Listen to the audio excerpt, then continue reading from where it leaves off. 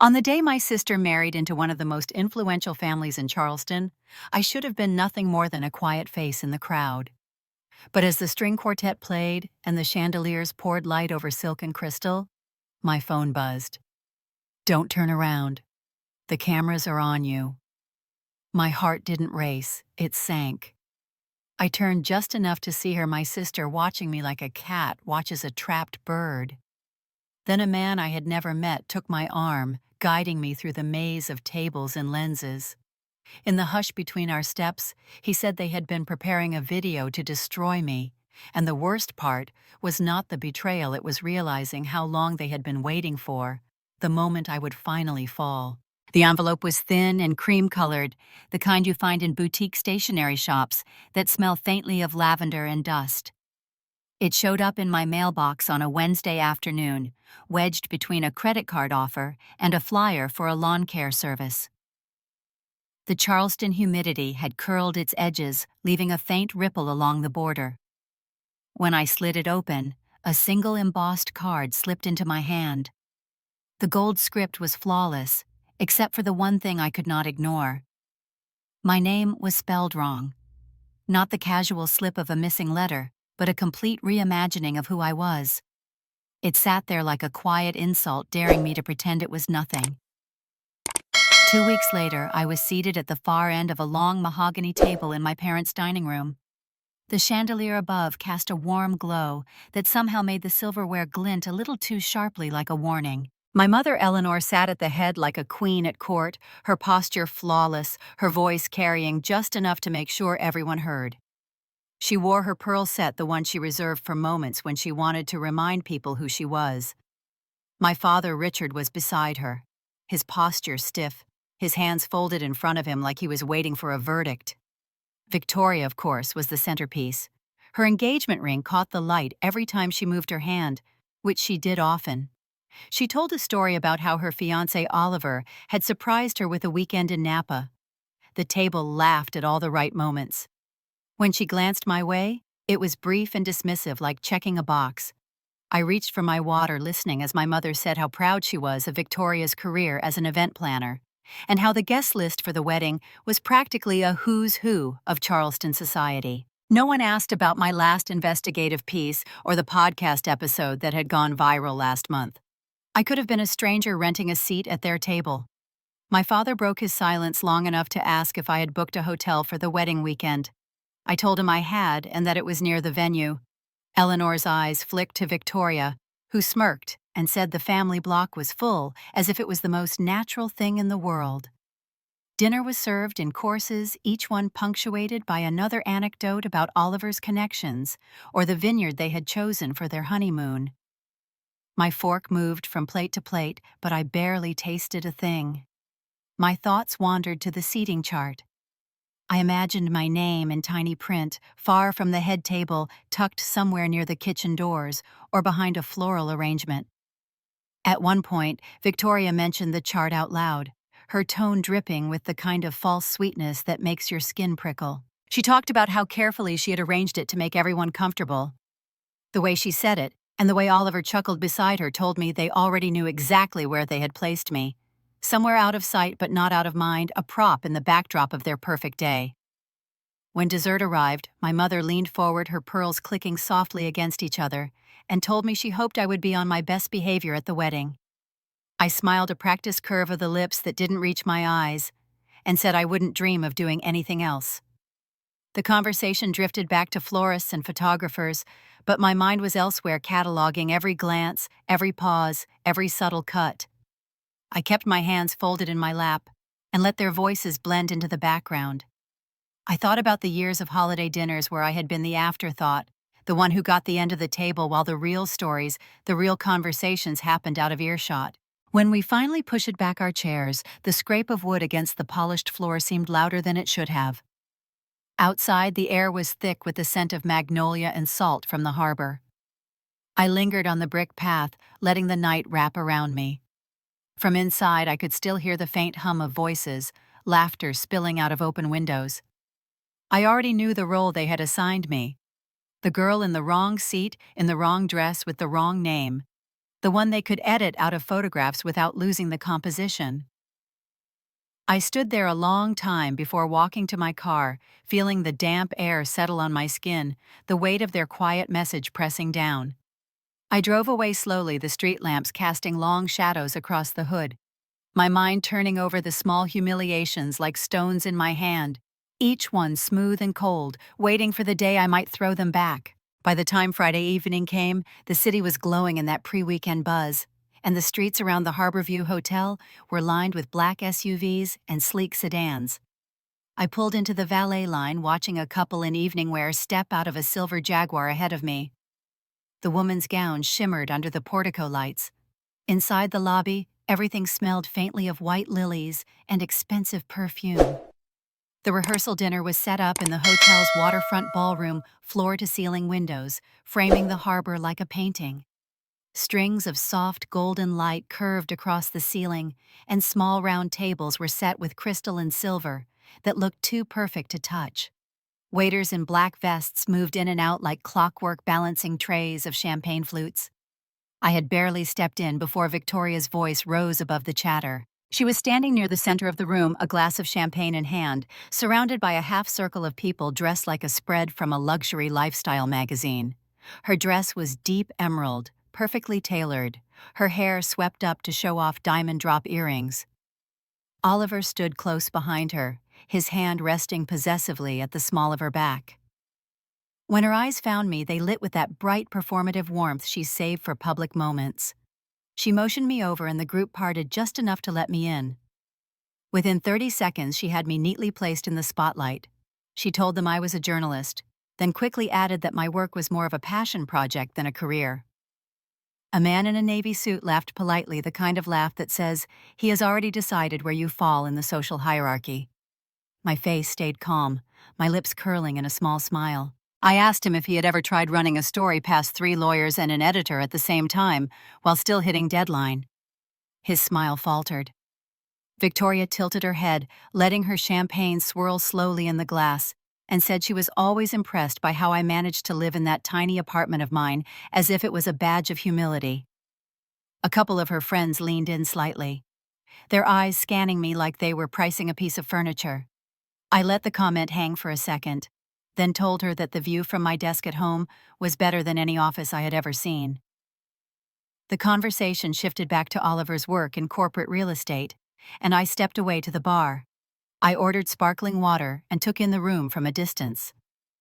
The laughter was louder near Victoria, the kind of tight, high-pitched laughter people use to make alliances. At one table, Daniel Brooks sat with 2 other men I recognized from society pages. Daniel had been Victoria's friend since college, the kind of man who knew everyone worth knowing in Charleston, and liked being seen knowing them. He caught my eye and gave a slow, measured smile before turning back to his companions.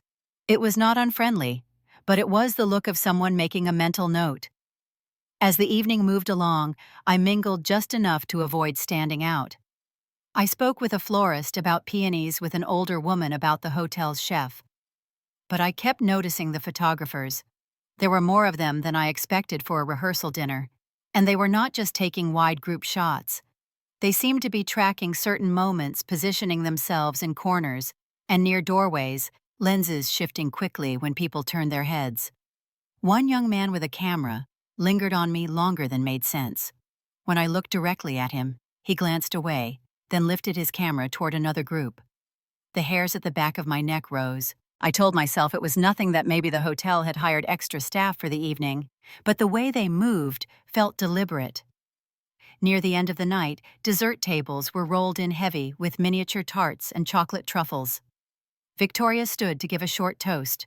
She thanked Oliver's parents, praised the wedding planner, and called the rehearsal dinner a perfect preview for tomorrow. Her gaze swept the room and landed on me for a fraction of a second before she looked away. People clinked glasses, and the hum of conversation returned. I stayed for another half hour, then slipped outside to the terrace overlooking the water.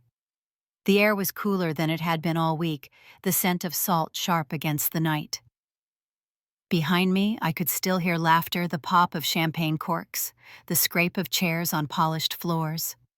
Across the harbor, a ferry was making its slow way toward the docks, its lights gliding over the water. I leaned on the railing, watching its steady path, and felt that quiet tightening in my chest that came when I knew something was off. Inside, the cameras would still be moving, clicking in moments no one had staged for them. I just did not yet know why. I pushed away from the railing and went back inside, finding my coat at the check. I gave polite goodbyes to the few people who noticed I was leaving.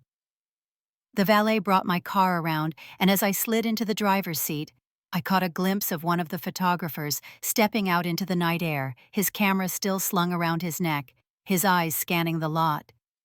I drove off without looking back, the lights of the hotel shrinking in the rearview mirror, my mind already turning over what I had seen and what it might mean when tomorrow came. The wedding day unfolded under a cloudless sky, the kind of late spring morning Charleston does so well. Sunlight spilled over the slate rooftops, glinted off the church spire, and settled in warm pools along the cobblestone streets. By the time I arrived at the harbor venue, the valet line was already moving at a steady clip, cars pulling up and releasing women in pastel dresses and men in tailored suits. Inside, the air was a heady mix of gardenia and polished wood. The ceremony had been all lace and candlelight, a staged perfection that left no room for error.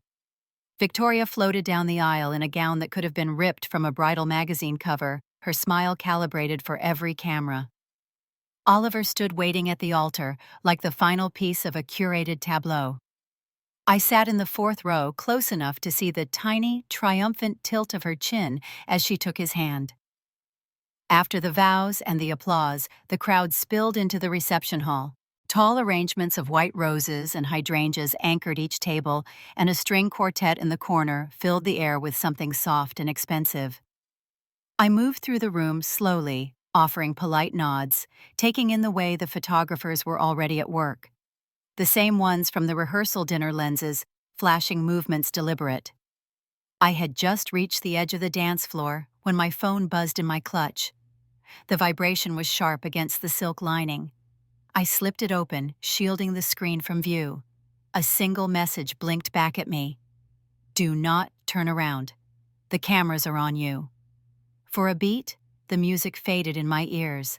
My eyes stayed on the champagne flute in my hand as I felt every muscle in my back go rigid. The glass was cool against my fingers, the bubbles rising in a slow spiral. I let my gaze drift, catching a reflection in the polished silver of the nearby dessert tray. Behind me, the faint shapes of people gathered, their bodies angled just so, like they were waiting for something. Curiosity won. I turned my head slightly, just enough to see over my shoulder. Across the room, Victoria stood with a small knot of guests. Their eyes were fixed on me, smiles tight as if they were in on a private joke. To her left, a cameraman had his lens trained in my direction, the red recording light winking like an unblinking eye. I straightened my shoulders, refusing to give them the flinch they wanted. My mind ran through possibilities. A candid moment gone wrong, an unflattering angle. Or something more deliberate, the kind of thing you could splice into a narrative that was never yours to control. The master of ceremonies stepped onto the small stage near the head table. His voice carried easily over the hum of conversation, asking guests to take their seats for a special presentation. A hush fell, punctuated only by the soft clink of glasses being set down. The cameraman shifted, zooming in. I crossed the dance floor, the hem of my dress brushing against my legs, and moved toward the edge of the room. Each step felt heavier, the air denser. The message still glowed on my phone screen, a warning without explanation. At the front, the MC smiled toward Victoria and Oliver, then back to the audience. He spoke about love stories and shared memories, and how sometimes the best way to celebrate was to show a little piece of history. A projector screen unfurled behind him with a faint mechanical hum. The first image flickered into place, a frozen frame of Victoria as a child, her hair in braids. Laughter rippled through the crowd. I stayed near the wall, my eyes scanning the equipment, the people controlling it. One of the photographers moved toward the stage, whispering to the MC. Victoria's gaze slid over the guests and landed on me again. Her smile sharpened. The slideshow shifted from childhood snapshots to college parties to engagement photos taken in golden light. The rhythm was almost soothing, until I noticed the cameraman near me, adjusting his lens, framing me in the corner of his shot. It was not about the couple anymore. It was about catching me in the moment they had planned. The music under the images swelled. The MC announced that the next part was something special, a never-before-seen look. I could feel the anticipation rolling through the room. The screen went black for a second, and the cameraman's finger hovered over his shutter. My phone buzzed again, the same number as before. "Leave now. This is not for you." I looked toward the exit, then back at the screen, torn between walking out and staying to see exactly what they thought they could do. My pulse was steady, but my jaw was tight. The MC began his next line, and I knew whatever came after would not be an accident. A shadow moved into my peripheral vision, breaking my focus on the stage. A man stepped up beside me, his presence deliberate, not the casual drift of another guest finding a better view. His hand brushed my arm just enough to get my attention, before sliding to my elbow, firm but unhurried. I turned, ready to tell him I was fine, but he leaned in close. His voice so low I had to lean in to catch it over the polite clapping that rippled through the room. "If you stay here, you're about to hand them exactly what they want." The stranger was tall, broad-shouldered, with the easy posture of someone who knew how to move through rooms like this without drawing suspicion. Dark hair streaked lightly at the temples, brushed back from a face that was more striking for the intelligence in his eyes than for any conventional perfection. He smelled faintly of cedar and clean linen, like he had stepped out of a life entirely separate from this one. Before I could ask what he meant, he shifted, placing his body just slightly in front of mine, creating a shield from the nearest cameraman. The lens I had felt on my back for most of the evening disappeared as the operator's view was blocked. The man guided me toward the far edge of the room, his hand never pressing, only guiding, as if he knew I'd follow even without the contact. We slipped through a narrow service door at the corner of the ballroom, one I hadn't noticed earlier. The air in the corridor was cooler, quieter, scented faintly with lemon polish, and the briny tang of the harbor drifting in through a cracked window.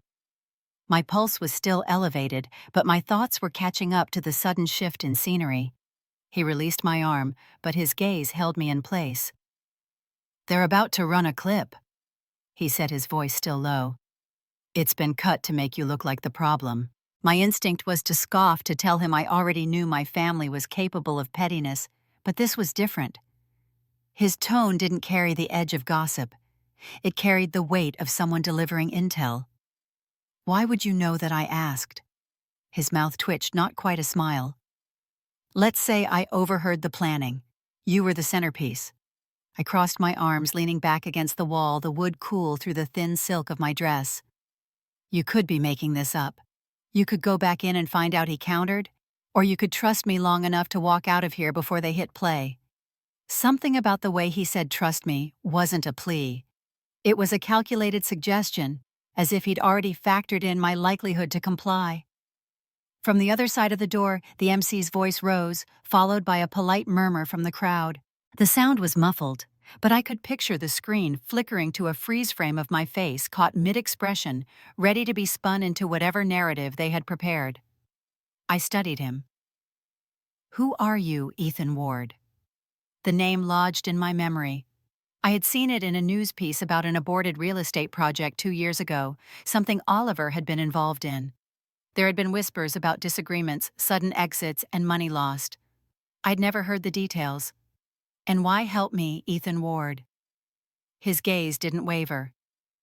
"Maybe I don't like seeing people walk into a trap." He took a step closer, lowering his voice further. "They've been building this for weeks. You were never supposed to leave tonight with your reputation intact."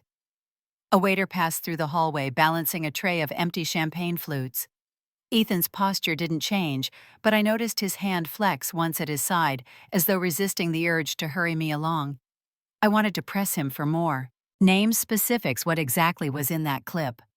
But the truth was, I already knew enough about the people inside to believe he wasn't lying. And some part of me, quiet but insistent, told me that staying would mean playing directly into their hands. "Fine," I said. "Lead the way." We walked the length of the corridor, our footsteps muffled on the carpet. At the end, a set of French doors opened onto a side patio overlooking the water. The harbor breeze wrapped around us cool and damp, carrying the faint cry of a gull. In the distance, the lights of a passing ferry slid across the black water. Ethan didn't let go of the moment right away. He stood beside me, scanning the dark edges of the lawn, his expression unreadable. "You should get some air. Think." I turned toward him. "You said they've been planning this for weeks. How do you know that?" His eyes met mine for a beat too long before he answered. "Let's just say I was in the room for a conversation I wasn't supposed to hear. And I've seen enough of Oliver's work to know the lengths he'll go to protect himself and anyone wearing his ring." The implication landed heavily. If he was telling the truth, this wasn't just Victoria's cruelty, it was calculated damage control from someone who knew how to play the long game. Inside, applause swelled again, and through the glass I caught a glimpse of Victoria on stage, beside Oliver, her hand resting lightly on his arm, her smile perfectly pitched. It was a smile that told me the next move had already been set in motion. Ethan glanced back, following my line of sight. "You don't have to let them play it. Not tonight." I stayed quiet, my fingers curling around the patio railing. The wood was rough, splintered in places, a small imperfection in an otherwise manicured scene. It grounded me, reminded me that not everything was as flawless as it looked. Ethan checked his watch, then looked back toward the service door we'd come through. "If you want to walk away, now's the time." I didn't answer right away. The hum of the reception was still there, muffled but persistent, like the sound of the tide just beyond the breakwater. I could feel the pull of it, the temptation to step back inside and see for myself. But I could also feel the trap as tangible as the cool night air settling against my skin. I met his gaze one last time. "I'll think about it." He nodded once slowly and stepped aside, giving me a clear path toward the valet. I hesitated just long enough to glance back through the glass. Victoria's face filled the screen, now caught in a moment of laughter. My image couldn't be far behind. I turned away and walked toward the waiting line of cars, the sound of the harbor swallowing the applause as the doors closed behind me. Ethan caught up to me before I reached the curb, his steps unhurried, but certain as if he knew I would not leave without answers. He moved to stand beside me, blocking the breeze that rolled in from the harbor. "You deserve to know what you're walking away from," he said, his voice even, but edged with something sharper. I didn't look at him, my eyes on the line of cars easing toward the valet. "Go ahead," I said. "I was in a meeting at Grant Ellison's office 2 weeks ago. He dropped your name like it was a punchline. That made me turn." Grant Ellison was the CEO of Ellison Strategic, a public relations firm that specialized in cleaning up messes for the kind of clients who never admitted to having them. He was also one of Victoria's oldest friends. Ethan's gaze didn't waver. Victoria was there, so was Oliver. They were talking about the guest list and the reception, but it wasn't about celebrating. They were mapping out how to make you look unstable in front of the right people. Grant said it would be easy to cut together a few clips from the past edit in something recent and call it proof. Victoria called it teaching you a lesson. The words settled like a stone in my stomach. I searched his face for any flicker that might tell me he was exaggerating, but there was nothing except the calm certainty of someone relaying a fact. "Why?" I asked. His pause was brief, but enough to tell me he had considered whether to tell me everything. "That part I don't know for sure," he said finally. "But I do know Oliver's name came up right after. Something about making sure you never got the chance to ask questions about his foundation." I almost laughed, but it came out closer to a breathless exhale. Oliver's foundation was a local darling raising money for coastal preservation. He was photographed shaking hands with politicians, cutting ribbons, handing over oversized checks. I pushed a strand of hair behind my ear and met Ethan's eyes. "So you think this is about more than a wedding?" "I don't think," he said. "I know." The valet waved another car forward, the taillights glowing red before the driver pulled into traffic. I glanced back at the building, its tall windows spilling warm light across the lawn. Somewhere inside, my family was toasting and smiling for the cameras. "You could leave now," Ethan said. Nobody would blame you. I shook my head. If they're going to play something, I want to see it. Ethan studied me, his jaw tightening almost imperceptibly. That's not a safe choice. Neither is letting them rewrite the story while I'm outside, I said. Something like respect flickered in his expression, but he didn't argue. Fine. But if you're going back in, you don't go alone. We walked the side path back toward the service entrance. The night air was thick with salt, and the faint sweetness of magnolia, the sound of cutlery and laughter growing louder with each step. Inside the corridor felt warmer, the muffled hum of the reception bleeding back into focus. Ethan stopped just short of the ballroom doors. They'll want you front and center when it happens. Stay off the main floor. Watch where the cameras move. I nodded, though my pulse had quickened again. The idea of seeing their trap play out in real time was both reckless and irresistible. We stepped through the door, the noise wrapping around us instantly. Guests were mingling between tables, servers weaving in with fresh trays of champagne. I kept to the edges, slipping behind a column near the back. Ethan positioned himself a few feet away, his eyes scanning constantly, never fixed in one place for long. The MC was speaking again, building towards something, his cadence slow and deliberate. I caught Victoria at the head table, her posture flawless, her smile precise. Oliver leaned in as she spoke, his eyes cutting briefly across the room in my direction. I felt the weight of the moment before anything happened, a subtle tightening in the air, as if the room itself was leaning forward. Ethan's voice came low, close to my ear without him touching me. When they cut to the next segment, pay attention to who looks at you first. Why, I murmured. Because that's who wants to see you fall the most. The lights dimmed slightly, the projector screen humming to life again. I could see the faint outline of the cameraman repositioning. The image on the screen was still the couple smiling in soft focus engagement shots, but the pacing was changing. Slower fades, darker tones creeping into the background music. Ethan didn't take his eyes off the crowd. Grant Ellison was at a table near the stage, one arm draped over the back of his chair, his smile small but satisfied. When he glanced toward Victoria, she nodded almost imperceptibly. The hairs on the back of my neck rose. I wasn't imagining it. The MC gestured to the screen, promising a final surprise before the dancing began. The screen flickered black, and I braced myself, every nerve awake. Ethan shifted slightly, putting himself at an angle that blocked one of the roaming cameras from getting a clear shot of me. "You're about to understand exactly why I stopped you earlier," he said, his tone still even, but edged with something like steel. I didn't answer. The first frame of the new video snapped into place, and the room collectively leaned in. The video played in slow, deliberate cuts, but I let my eyes wander from the screen to the people in the room.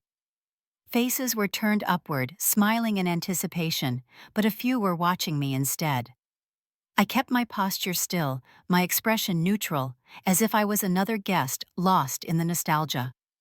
Out of the corner of my eye, I saw a young waiter weaving between tables with a tray of half-empty glasses, his head down, but his pace unhurried. When he passed near me, I stepped into his path, just enough to make him pause. "Sorry," I said quietly, as if I might be in the way.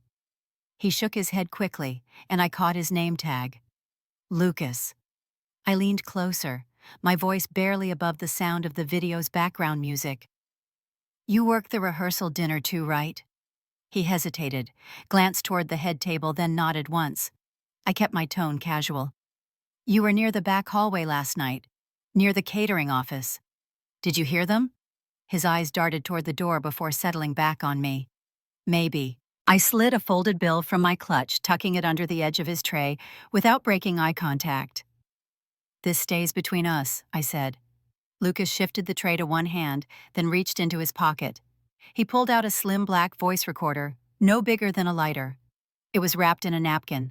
"I left it in the prep room by accident last night," he said under his breath. "Played it this morning. Thought about deleting it." I closed my hand over the napkin. "You didn't." He shook his head and stepped back before anyone could notice. I slipped the recorder into my clutch, my pulse quickening. The video rolled on, applause and polite laughter rippling through the room at predictable moments. I waited until the next round of servers moved in, creating a brief distraction, then slipped out the same side door Ethan had led me through earlier. The hallway was empty. In the quiet, I unwrapped the napkin and switched on the recorder. The sound was faint at first, a mix of kitchen clatter and muffled voices. Then Victoria's laugh cut through sharp and clear. Grant's voice followed. The numbers already agreed on. If it moves, the wrong people start asking questions.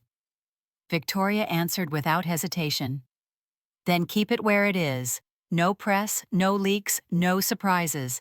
We do the show, she takes the hit, and we move on. There was a pause, then the sound of liquid being poured. Grant again. You sure Richard and Eleanor are fine with this? A beat of silence, then Victoria's voice lower but firm. They want her out of the way more than I do. The kitchen noise swelled again, drowning the rest.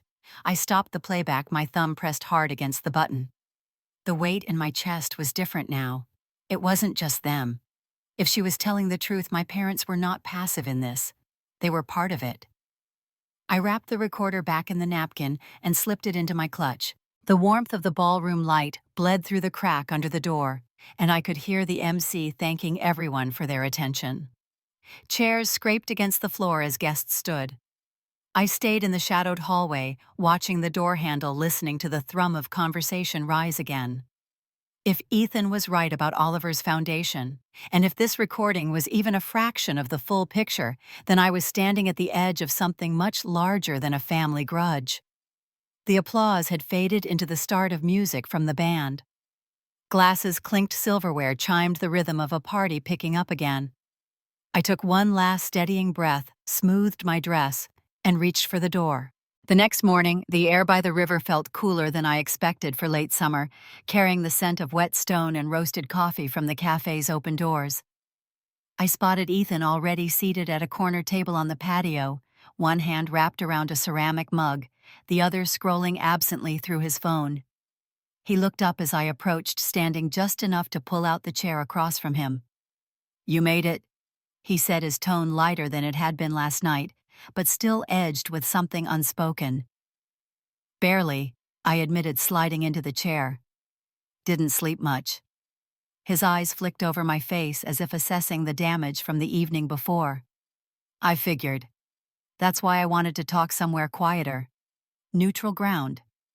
The waitress came by and I ordered a black coffee, ignoring the pastry case, even though my stomach was empty. I wasn't here to eat. Ethan leaned forward, lowering his voice despite the empty tables around us. "I didn't tell you everything yesterday. Didn't want to dump it all in the middle of whatever that was inside." "That was an ambush," I said flatly. "Let's call it what it was." He gave a humorless smile. "Fair enough. The thing is, Madison, I've crossed paths with Oliver before. Not socially, business. A couple years ago, I was consulting on a campaign for a nonprofit he was supposedly championing. A children's literacy foundation." I tilted my head. "Supposedly?" "Yeah." On paper it looked clean. The events, the donor lists, the PR, all airtight. But when I got a closer look at the budgets, things didn't add up. A lot of money moving through channels that didn't match the stated programs. The waitress returned with my coffee.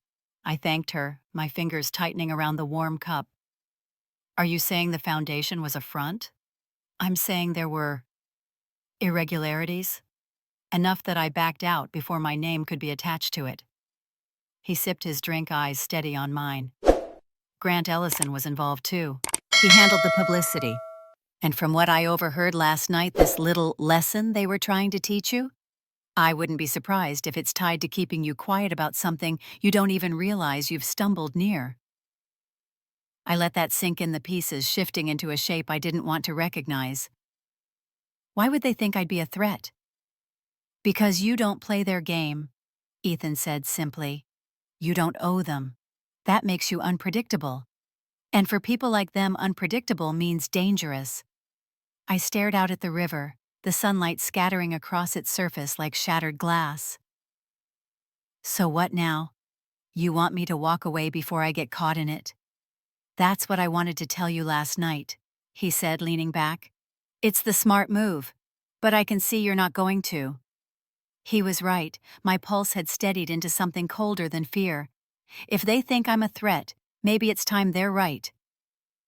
Ethan studied me for a moment, then nodded slowly. Then you need to understand exactly what you're up against. Oliver's public image is his currency. If there's a crack in it, he'll throw money lawyers and friends like Grant at it until it's sealed. But if the wrong detail gets out, the whole thing collapses. I finished my voice quiet, but certain. Exactly. The wind shifted, carrying the faint hum of boat engines from the marina. Somewhere behind us, silverware clinked against ceramic, and a barista laughed. Ordinary sounds in a morning that felt anything but. Ethan reached into his jacket and pulled out a folded piece of paper, sliding it across the table. These are names and dates. People who worked with that foundation and left abruptly. Journalists who tried to cover it but dropped the story. I kept notes in case I ever needed them. I didn't touch it right away. Why give this to me? Because I think you might use it. And because... He hesitated, his gaze drifting toward the river. I don't like what they did to you last night. You didn't deserve that. For a moment, the noise of the cafe faded. Thank you, I said, meaning it. We talked for another hour, mapping out what little we knew, my coffee growing cold between my hands. By the time we stood to leave the river, walk had filled with joggers and families pushing strollers, the kind of weekend normalcy that felt almost foreign after the last 24 hours. As we walked back toward the street, Ethan glanced at me. Madison, just remember, once you start pulling on a thread like this, you can't control what unravels. I folded the paper into my bag. I'm counting on it. He gave a short, almost reluctant smile, then stepped off toward the opposite corner. I watched him go before turning toward my car, the weight in my bag matched only by the one settling in my chest. What I didn't know yet was how quickly that weight was going to grow. The call came that afternoon, Victoria's voice smooth but calculated as she invited me to the post-wedding brunch at our parents' place. She made it sound casual in Olive Branch between sisters, but I could hear the staging behind it. I accepted without hesitation, letting my tone match hers, warm enough to pass for civility. When I arrived the next morning, the garden was dressed in white tablecloths and soft jazz spilling from hidden speakers. The air smelled of magnolia and champagne. Victoria was at the center of it all, radiant in a cream sundress, her hand resting lightly on Oliver's arm as if she had never been more content in her life. I moved through the crowd with a practiced smile, greeting distant cousins and our parents' friends. After a few minutes, I drifted toward Victoria, waiting for a pause in her conversation. We should get a family photo before people start leaving, I said. She hesitated only briefly before nodding. Within minutes, we were arranged in front of the arbor, the photographer lifting his camera. I'd already texted Dylan, an old college friend, who now freelanced for a Charleston paper, to stop by. He arrived just as the first shots were taken, blending easily into the small cluster of guests. When the camera lowered, Dylan stepped forward, his voice easy but clear. Victoria could. I get a quick comment for a piece I'm doing on local philanthropy, especially about the foundation you and Oliver run. People would love to know more about where the donations are going this year. The air tightened. Victoria's smile froze her eyes, darting to Oliver, who looked as if he'd just bitten into something sour. This isn't really the place, she said, her tone still sweet, but her grip on Oliver's arm tightening. Dylan didn't flinch. It would just be a sentence or two. Our readers love success stories. For a second, I thought she might bluff her way through. Instead, she stepped forward, blocking Dylan's line of sight to Oliver. You're with her, aren't you? She said quietly enough for only us to hear. Cute. I suppose this is your way of getting back at me. I kept my expression neutral. It's just a question, Victoria. Her eyes narrowed. Careful. You think you have something, but I know more about you than you'd like. If you want to start airing out closets, I can open yours wide enough for everyone to see. The heat under my collar was immediate, but I didn't give her the satisfaction of a reaction. Are you saying there's something to hide? She smiled then, a perfect social mask snapping into place. Only that memories are long. Little sister, and I have a better audience. The photographer, sensing the tension, suggested we take a few candid shots around the garden. Victoria turned back to the crowd, her laugh ringing a fraction too loud. Dylan caught my eye from across the lawn, his brow furrowed in silent question. I gave the smallest nod before moving to join a group near the buffet. Through the rest of the brunch, I kept my voice light, my posture relaxed, but every exchange was a calculation. Victoria had tipped her hand. She was worried enough to threaten me, which meant Ethan's paper and the recording were more dangerous than I'd realized. When the last guests began to leave, I stood near the driveway watching her hug our parents and accept congratulations from friends. For all the warmth on display, there was a stiffness in her shoulders, a vigilance that hadn't been there before Dylan's question. As I walked to my car, I felt the shift. The line had been drawn not by me, but by her. And now we both knew the game had officially begun. 2 days later, Ethan called just after noon. His voice was low but urgent. "I have someone you need to meet. Tonight. Discreet." We agreed on a small diner off Highway 17, the kind of place with flickering neon and coffee that had been on the burner too long. I arrived early, sliding into a booth at the back. The waitress poured me a cup without asking, and I stirred it absently, watching the door. Ethan came in with a woman in her late 50s, short gray hair tucked neatly behind her ears, a leather satchel clutched to her chest. Her eyes scanned the room before she slid into the seat across from me. "This is Margaret Doyle," Ethan said. "She handled accounting for the foundation for almost 5 years." Margaret set the satchel on the table, her hands still resting on it like she wasn't ready to let go. "I didn't leave because I wanted to. I left because I started asking questions Oliver didn't want answered." Her voice was steady, but there was an old frustration in it, the kind that builds when you've been ignored for too long. I leaned forward. "What kind of questions?" She reached into the satchel and pulled out a thin folder. Inside were photocopies of bank statements, clean and precise, each page marked with yellow tabs. She turned one toward me, her finger tapping a column of transactions. "See these transfers," she said. "They're routed through a vendor listed as event services, legitimate on the surface, but follow them and you land here." She flipped to another sheet, the highlight now sitting beside an account number. The name printed above it was Eleanor Cole. My stomach tightened, but I kept my face unreadable.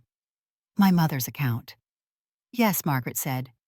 "Regular deposits over 18 months, smaller amounts at first, then larger. The last one was just under 100,000. I forced my hands to stay still on the table. "Does Oliver know?" Margaret gave a humorless smile.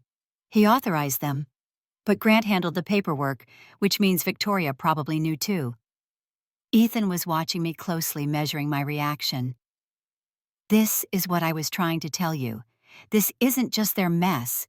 It's in your family now." I flipped through the pages slowly, memorizing the numbers, the dates, the pattern. My pulse was steady, the shock folding itself into something sharper. "Can I keep these?" Margaret hesitated. "Copies, yes. Originals stay with me. If you use them, you didn't get them from me." "Understood." The waitress came by to refill our coffee and the conversation fell silent until she moved on. When she was gone, Margaret leaned in. "If you want to take them down, this is your opening. But be careful. People who dig too deep into Oliver's business have a way of finding themselves out of work, or worse." I nodded, sliding the folder into my bag. "Thank you for trusting me." Her eyes softened just enough to suggest she believed I might actually do something with it. She left a few minutes later, walking quickly to a modest sedan parked under the single streetlight. Ethan stayed behind, his gaze fixed on me. "You handled that better than I thought you would." "What did you expect?" I asked. "Anger. Maybe a crack in the calm you wear like armor." I shook my head. "That's not how this works. If they think I'm rattled, they'll push harder. I'm not giving them that." Outside, the night air smelled faintly of rain. We walked to our cars without another word, the weight of the folder a steady presence at my side. Back in my apartment, I spread the pages across the dining table, aligning them in chronological order. The amounts grew like a tide, each deposit bolder than the last, as if they'd stopped worrying about being noticed. I traced my mother's name over and over with my eyes, searching for some version of her that could explain this. But there was only the woman who'd smiled through every public event, who'd stood beside my father in matching tailored suits, who'd looked at me last week with cool dismissal. The version of her who took this money fit too easily. By midnight, I had the statements scanned and backed up to an encrypted drive, copies saved in 2 places no one in my family would think to look. When I shut my laptop, the city was quiet outside, the kind of stillness that comes just before a storm. I wasn't afraid of the noise that would come after. The invitations had been handwritten, as my mother always insisted, each one sent in a cream envelope sealed with her monogram. Afternoon tea at the Cole House was a performance as much as a gathering. By the time I arrived, the parlor was already full of delicate laughter, the clink of china, and the faint scent of roses drifting from the arrangements on every table. Eleanor moved through the room like a hostess from another era, a string of pearls resting against her silk blouse. She kissed my cheek lightly, her smile poised but cool. "You made it," she said, as if she hadn't expected me to. I took a seat near the center table, placing my clutch on my lap. The women around me were old friends of my mother, some from Charleston society, others from her charity board. They spoke of art openings, their children's weddings, the latest interior designers. I listened politely, waiting for the right moment. It came as one of them, a silver-haired woman in a navy sheath dress, complimented my mother on her work with Oliver's foundation. Eleanor accepted the praise with a graceful nod, her voice smooth as she talked about meaningful impact and transparency. I tilted my head just slightly. Speaking of transparency, I've been looking over some of the foundation's recent reports. Interesting numbers. The accounting must be a challenge with donations of that size. The conversation around us quieted, the air shifting as if someone had turned down the music. My mother's smile didn't falter, but I saw the faint tension in her jaw. "We have an excellent team for that," she said, her tone light. "No concerns." "Of course," I replied, swirling the tea in my cup. "Though I imagine keeping track of where every transfer lands can be complex." A flicker passed through her eyes, gone almost as quickly as it came. The woman beside her glanced between us, sensing the undercurrent but unsure of its source. Before Eleanor could answer, a shadow crossed the doorway. Ethan stepped in, dressed casually, but with an ease that made him look like he belonged. He caught my eye and gave the smallest nod, then moved toward me, greeting a few guests as if he knew them. He stopped at my chair, leaning just enough to be heard over the murmur of conversation. "For you," he said, sliding a slim USB drive into my hand beneath the edge of the tablecloth. I closed my fingers around it, feeling the sharp edges press into my palm. "What is it?" I murmured. "Emails," he said, his voice barely above a whisper. "Between Oliver, Victoria, and Grant. Talking about how to bury the transfers. Dates, amounts, the works." The heat in my chest was sudden, but I kept my face serene as I set my teacup down. Around us the chatter had resumed, though I could still feel my mother's gaze. I didn't look at her. Ethan straightened, giving me a polite smile, as if he'd just delivered a casual greeting, then excused himself toward the terrace. I slipped the USB into my clutch, its weight both a weapon and a promise. Eleanor began speaking again, this time about an upcoming gala, but her voice was tighter. I sipped my tea slowly, tasting nothing. The room was warm, the light from the tall windows soft across the tables, but beneath it all, the fuse had been lit, and everyone was still smiling. I didn't sleep the night before. The documents, the emails, the bank statements, everything sat in a neat black folder on my desk, the kind of unassuming package that could dismantle a life.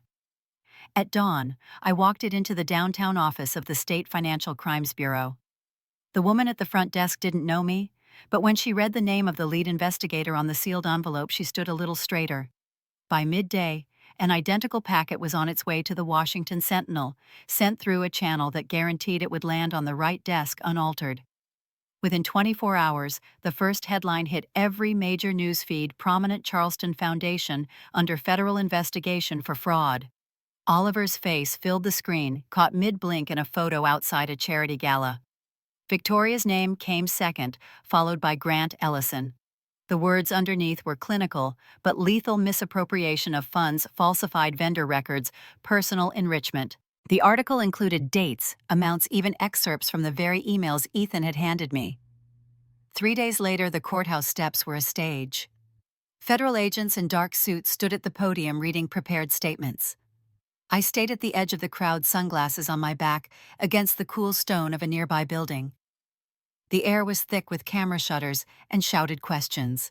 Oliver arrived first, jaw tight, ignoring the barrage of microphones. Victoria trailed him, her hair perfectly styled, but her eyes unfocused, scanning the swarm like she was looking for an exit. Her biggest contract, a multi-year luxury branding deal, had been canceled that morning. Grant didn't bother to hide his scowl when the reporters called his name. Word had already spread that he'd been removed from Ellison PR effective immediately. His tailored suit looked sharper than ever, but the man inside it seemed smaller. And then there was my mother. Eleanor Cole hadn't been charged, but she didn't need to be. In Charleston, reputation was currency, and hers was in free fall. The charity board she ruled over had gone silent. Friends she'd hosted for decades now turned away in public. The woman who prided herself on being untouchable was discovering what it meant to be invisible. I stood there as the lead investigator confirmed subpoenas, asset freezes, and a full review of all personal and organizational financial records. Every word landed like the sound of a lock clicking shut. No one noticed me, and that was exactly how I wanted it. This wasn't about taking a bow. It was about watching the structure they'd built crack from the foundation up, knowing I'd only nudged the first stone. Ethan was somewhere in the crowd, but we didn't need to speak. We both knew this was only the public beginning of a fall that would keep unfolding long after the cameras packed up. And I wasn't going to miss a second of it. The next morning, the city felt quieter, like a tide that had gone out and left the streets rinsed clean. I drove toward the coast, the sky streaked with soft pink and pale blue, and found Ethan already at a corner table of the little cafe that faced the water. He was leaning back in his chair, coffee in one hand, watching the gulls wheel above the pier. When he saw me, he smiled in that small, knowing way that didn't need words. We talked about nothing urgent at first. The weather, the fishing boats moving out toward open water, the way the light hit the harbor when the sun climbed past the rooftops. There was a comfort in the silence between our sentences, a steadiness that didn't need to be filled. At some point, my phone buzzed. It was a text from my mother. Only one line. "You did what we never had the courage to do." I read it twice, feeling the weight of it settle in a way I didn't expect. Not an apology, not forgiveness, just an admission that the walls she had built around us all those years had finally cracked. I set the phone face down on the table. Ethan didn't ask what it said, and I didn't offer. Some things are meant to be carried quietly. When we finished our coffee, I walked along the boardwalk, the sea breeze lifting my hair. A small jewelry shop had just opened for the day, its display case catching the early light. Inside, a pair of gold earrings shaped like tiny leaves caught my eye. I bought them without hesitation, feeling their weight in my palm as the clerk wrapped them. They were not extravagant, not the kind of thing that shouted for attention. But when I put them on, I caught my reflection in the glass and saw someone I recognized again. Someone no longer bending to fit inside the space others had drawn for her. Outside, the tide was coming in, the water catching the light in quicksilver flashes. I breathed in the salt air, feeling the horizon stretch wide and unbroken in front of me. If you have ever been made to feel small, if you have ever been told to stay quiet while someone else rewrote your story, remember this. The moment you decide to stand, even if your voice shakes, is the moment you begin to take back the ground beneath your feet. And sometimes, the only permission you need is your own. Thank you for listening. If this story stayed with you, share it with someone who might need to hear it. And never forget the quiet power of believing in your own worth.